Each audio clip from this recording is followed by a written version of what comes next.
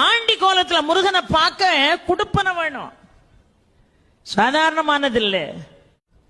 இந்த படி ஏறி போகும்போதே மேல சுவாமி தரிசனம் பார்த்துட்டு கீழே வருவாங்க பாருங்க, அவங்கள பார்த்து எப்படி இருக்காருன்னு கேட்பான் நம்ம ஆளு. மனுஷாள் ஒருத்தரை பார்த்து இன்னொருத்தர் எப்படி இருக்கீங்கன்னு கேட்கறது இயல்பு. இவனே இவன் பாவத்தை தொலைக்க பழனி மலை மேல ஏறிக்கிட்டு இருக்கான், அங்க இருந்து பாவத்தை தொலைச்சிட்டு கீழே வர்றான் பாருங்க, அவனை பார்த்து அவர் எப்படி இருக்காரு அப்படி. இப்ப போக முடியாதுன்றான்.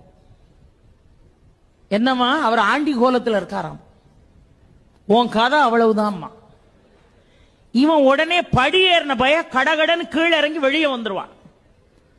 பழையபடி இட்லி இட்லி சாப்பிட்டு காஃபி எவ்விய குடிச்சிட்டு பழையபடி ஏறுவான். ஒரு 2 மணி நேரம் கழிச்சு இப்ப எப்படி இருக்காரு, இப்ப போகலாம். அங்கிருந்து வர்றவன் என்னவா ராஜ அலங்காரத்தில் இருக்கார். உடனே குடுகுடுன்னு அந்த ராஜ அலங்காரம் முடியறதுக்குள்ள ஓடி போய் தரிசனம் பண்ணிடணும்ட்டு போவான். பெரியோர்களே, பூர்வ ஜென்ம புண்ணியம் செஞ்சிருந்தா மட்டும்தான் ஆண்டி கோலத்தை தரிசிக்க முடியும்.